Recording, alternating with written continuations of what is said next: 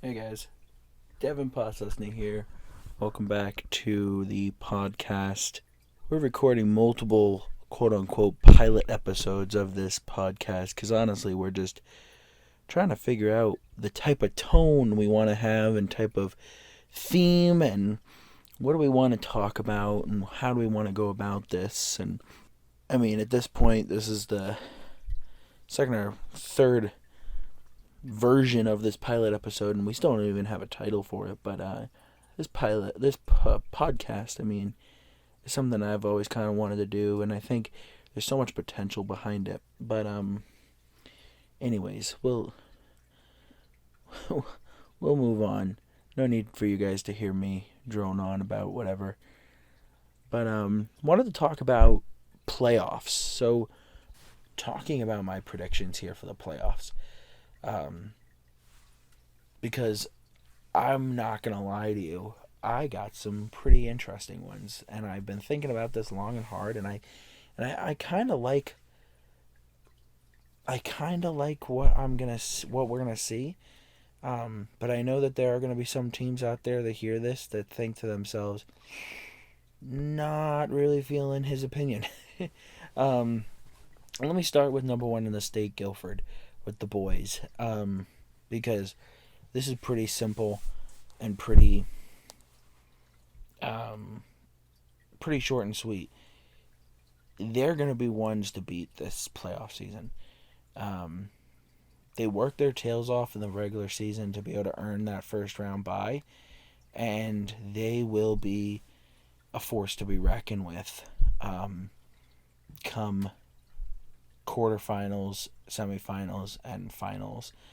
One of the great things about Gilford is that if you go up to any one of those players right now and say, "Hey, so do you think you'll win the championship?" They'll sit there and say, "One game at a time." Yes, you have to believe that in the back of their minds they're thinking, "Okay, we're in a pretty good position. We're playing pretty well. I kind of like where we're going." Things like that. But they are also very humble. They are also very down to earth players, and they're going to be the first to say, one game at a time. One game at a time. We'll see how it goes on Friday. Talk to me on Saturday. Then we'll see how it goes on Tuesday or Wednesday. Talk to me then. Then we'll see how it goes on Saturday. So just one game at a time. But I will say that if I was a betting man, I would say that Gilford has a very good chance of making it back to back this year. But as much as I sit there and say they would say one game at a time, I'm also going to say that as well. Because any given Sunday, and who knows what happens. Switching to Gilford girls, I have seen the Gilford girls team play twice this season, and most recently against Berlin last Friday, the 11th of February, and they were pretty good. They played pretty good. Their first half seemed a little slow and a little sloppy, and then the second half they kind of came to life. Um, from what I've seen, they are a solid group, and I think that as long as they keep their heads down, they'll make it. Um, I don't know. I hope they prove me wrong, but I don't see them going any further past the semifinals. And again, I with all of these predictions, I if I say something like this, I really hope that I am proved wrong, and I hope that these teams don't stop following me because of it. But I mean, I think that Guilford girls have a lot of potential. I think that they could beat St. Thomas on Wednesday if that's where they wind up playing. I think that they could make it to the quarterfinals, and you know, I think they'll be on the road, so that's kind of a disadvantage for them. But again, we're gonna have to take it one game at a time. St. Thomas's girls basketball team, from what I've heard, is pretty tough. They're rugged. We saw them at Gilford a couple weeks ago, and I don't remember the score off the top of my head. Um, Let me see if I can pull it up on my phone real quick. Hang on. Actually, we might have saw the boys. Um, the boys at Gilford against St. Thomas. Hang on. So Gilford played St. Thomas at home in January. They beat them by 10 points, 55-45.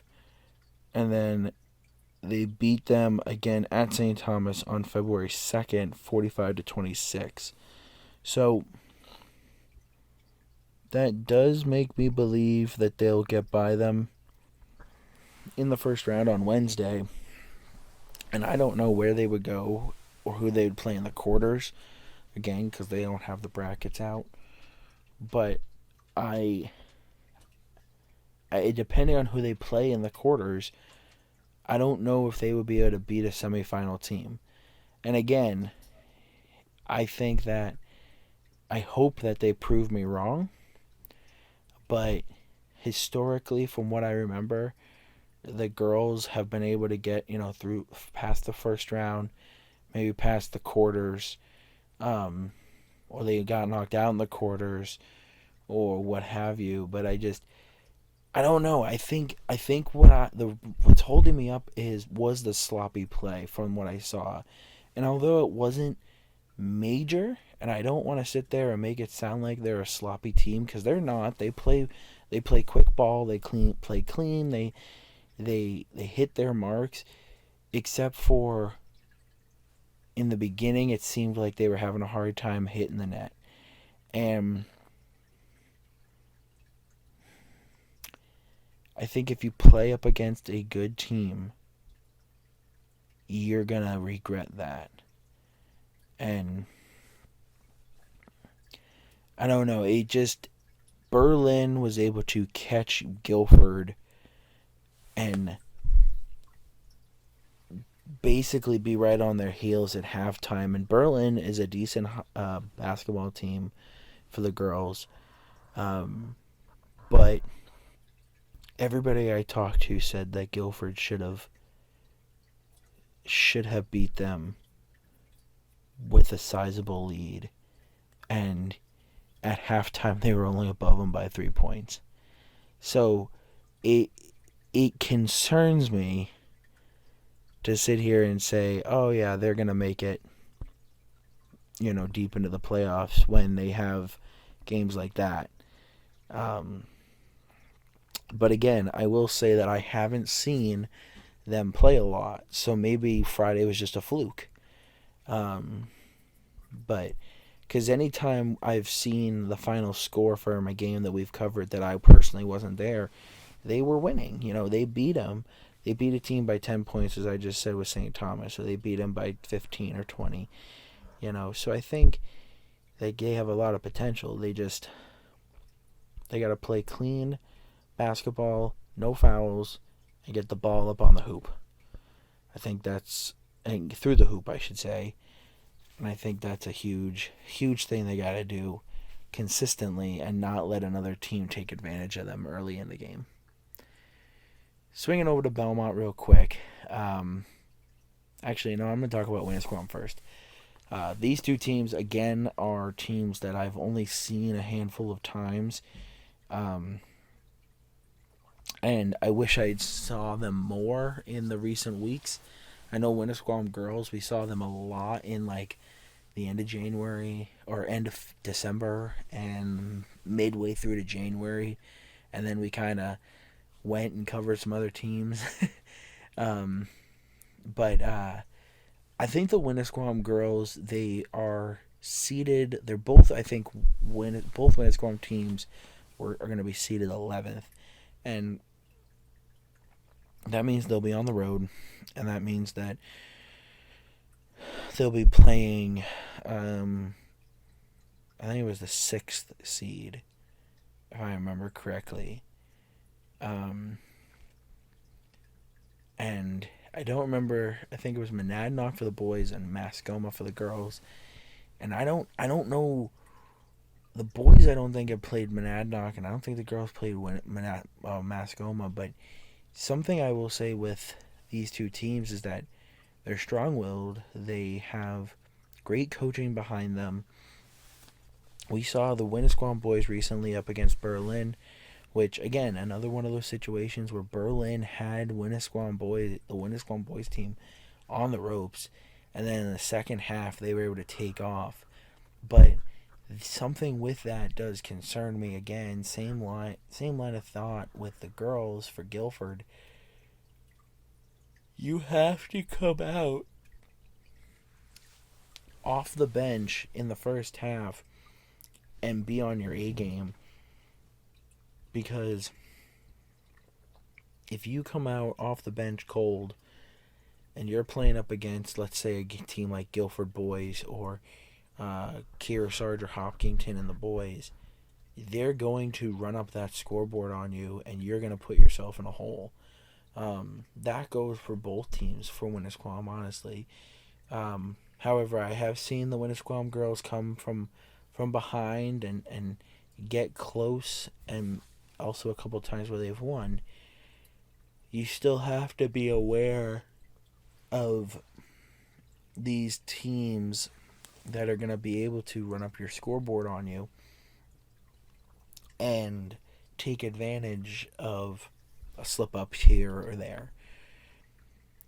I think that the Winnisquam boys team does a very good job of coming back strong in the second quarter and then the second half. Coach Dame there has proven to me time and time again that he's the type of coach who will use that first, go into the game thinking, saying, okay, I can expect this from this team, and then takes that first 8 minutes, collects information, brings his team in and says, okay, this is what they're doing, here's what you need to do to stop them. We saw that against Berlin. Berlin was able to, lead the game in the first quarter, and Winnisquam was close to them, and then Winnisquam was able to shut them down in that second quarter. I'm pretty sure I said this in the broadcast. That's a huge testament to Coach Dame to be able to acknowledge what he needs to do and make the adjustments with his teams. But the same can be said with the girls and Coach DeWaga. And, however, I've noticed, and again, I haven't seen the Winnisquam girls play in a while, but I noticed that they will they'll take more the first half to adapt and then come out into the second half after halftime super strong. With the boys, it seems like that 2 minutes in between quarters, information can be shared really, really quickly and understood really, really quickly. Whereas with the girls, it seems like it takes a couple extra minutes, and that's not a bad thing. It's just something I noticed with them. But my prediction. All right. Well, for the boys, I'm gonna say that they'll make it probably to the quarters. I don't see them making it past the quarterfinals. Again, I hope they prove me wrong, but I think it with the record, it's the, I don't want to say inconsistency, but it's just they seem to be a little too hot and a little too cold. They have their moments, then they come apart. They come together and then they come apart. And I think I would like to see them come together and be strong. And again, I've seen teams prove me wrong, but that's my prediction for the boys. With the girls, I'm gonna say the same thing. I think, you know, maybe they win the quarterfinals and make it to the semis, but I don't I don't know. Um, the girls have some really good players on the team. You know, like McDonald and Carter and Philpy. But it all depends. It all depends on which team shows up, and what I mean by that is which Winnisquam girls team shows up to play. I think it's Mascoma on Tuesday or Wednesday. You know, are we gonna get the rough, never give up team, or are we gonna get the team that once they're behind, they're done? I think that's a big thing for any team in general. Switching over to Belmont, talking about the boys, I have to give them a lot of credit, and I want to give congrats to them. They've had 7 games in a row where they won 6 games in a row, and they only lost in the 7th game by 1 point. And from what I heard, it was a buzzer beater type point. But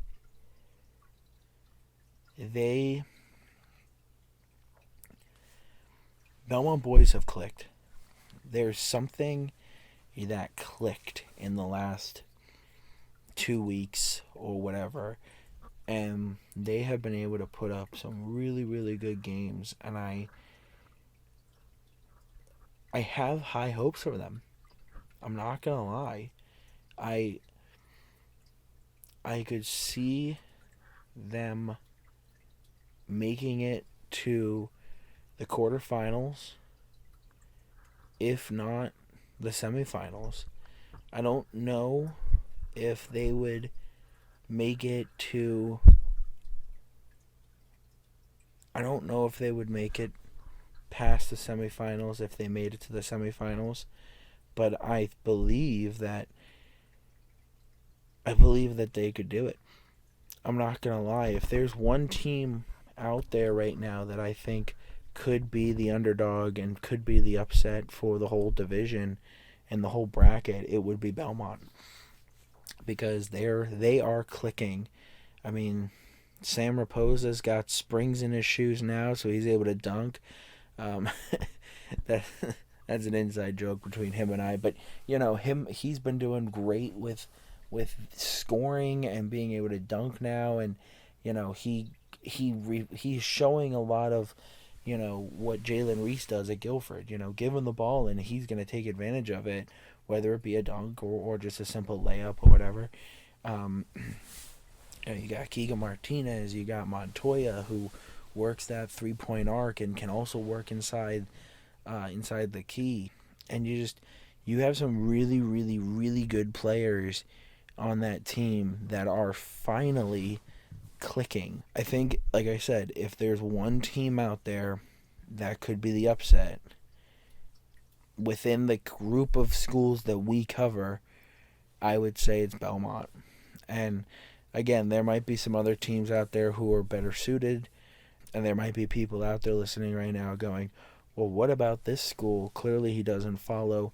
I'll admit, we've only been closely following Belmont and Gilford and Winnisquam, so maybe there are other schools out there that are better suited for the underdog upset category or title, but in my opinion, it would probably be the Belmont boys. Final team to preview here, Belmont girls. This team is pretty tough to predict. And this team, I'm going to say, is true to the saying of it depends on what team shows up. These girls are really talented. They are extremely talented. They're extremely good basketball players. Savannah Perkins does a great job of directing traffic when she brings the ball down. Courtney Burke does a great job inside the key with the quick turn and spin shot off the glass, good for two type shots. You know, Darcy Stone, Lena Rodriguez, they're really good from the 3-point arc. Same with Perkins. You know, Bryant is great for the rebound and the blocking out, and you know, they are a really, really good team, and they are a very well-oiled machine when they want to be. There are some times I've seen with this team where they walk into the game or walk into the gym and somebody is having an off day, which we all have them, but somebody might be having an off day, or there might be a group of 2 or 3 players who had a bad experience in a class or something, and that drags the whole ship down. Unfortunately, this is something I've seen with multiple teams at Belmont. And being a former alumni, or a former student, I should say, not a former alumni. I am an alumni, but an alum. But being a former student there, I've seen 8 years worth of sport or teams at Belmont, and it's something that I've seen very common within this the basketball program for the girls, and I'm not gonna sit here and say, oh well, they should fix this or this should be done or whatever. I'm not the type of person to be able to do that, to answer that. But what I do know is that depending on what team shows up will dictate what the outcome is. Belmont's going to potentially play Fall Mountain on Wednesday, and I don't think they played Fall Mountain at all in the regular season. Hang on. They did not. But I mean, just look at, listen to this. And I'm not going to say exact numbers here, but we got a loss, win, 3 losses, a win, 3 losses, a win, a loss, 2 wins, 2 losses, a win, and 2 losses. That is not the record of a team that is going to get very far into the playoffs.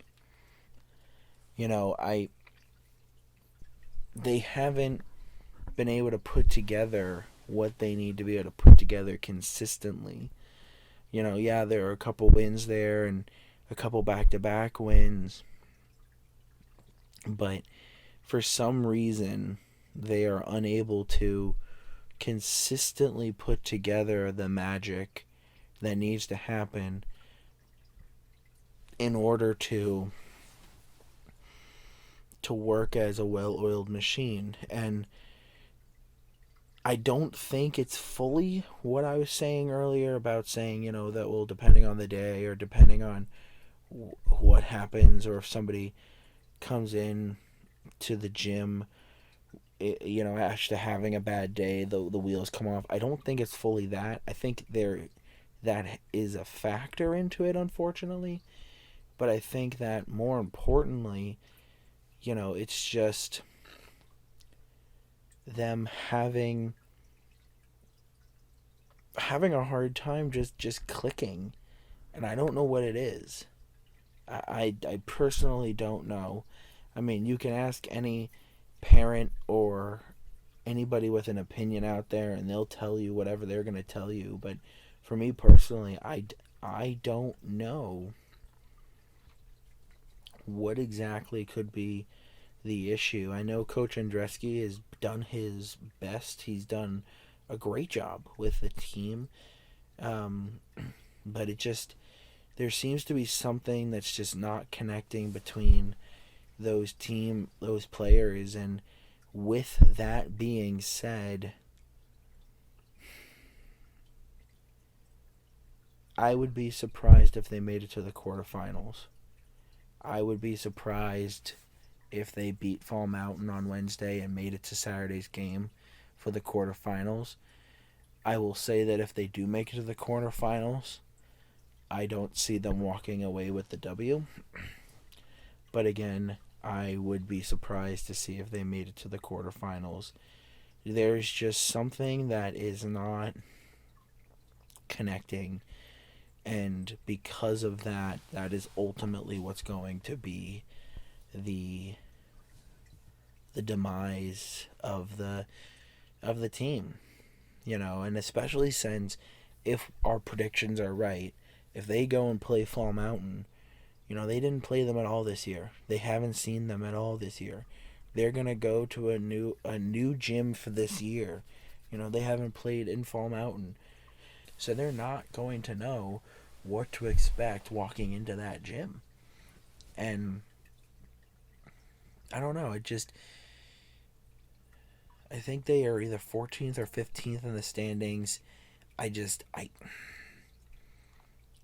hope that I'm wrong, but at the same time, it's hard for me to confidently say that Belmont girls are going to go far when they were having a hard time getting far in the regular season.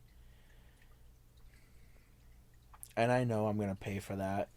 I know, jokingly, of course, I know I'm going to pay for that. I know somebody's going to hear this and go, oh, really? And they're going to say something to me. But, I mean, it's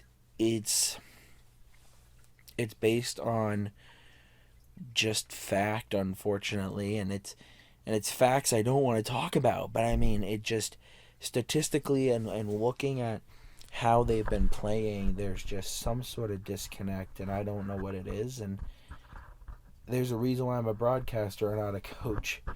But yeah, so that's my prediction for them, and that's my prediction for all the Lakes Region teams, or the three major schools that we cover. It's gonna be interesting. I mean, the brackets come out tomorrow. We'll see who goes where and who's playing who. But I think that the playoffs in general are going to be entertaining, and we hope that it'll just be fun. And we want to say good luck to all the athletes, coaches, teams going into the playoffs. I know as much as I might have, or as harsh as I might have been in my predictions, I hope they prove me wrong. I hope that these players do prove me wrong, but it's gonna be a lot of fun regardless. And I want to say congratulations to all the teams who are gonna make the playoffs, as well as good luck. These guys have worked their tails off during some pretty difficult situations with COVID and weather and everything, and I think it's going to be they're going to have a great time, and I want to just say good luck to them, and we hope to see you on and off the court throughout playoffs. So we're going to end this. Like I said, those are my predictions for playoffs. I hope that the ones I was harsh on, they prove me wrong. But it'll be fun. Don't forget to keep an eye on dppgnetwork.com for schedule as far as where we'll be, what we'll be doing, as we will be covering playoffs. Our broadcasts presented by Kevin Shaw at Roach Realty Group and Raoul's Services. But until we see each other for those broadcasts or the next podcast, we hope you have a great night. Good luck to all athletes in the postseason. And for hockey, don't worry, we'll talk about your postseason in a couple weeks when the time has come. But until we see each other, have a great night, everybody. Peace.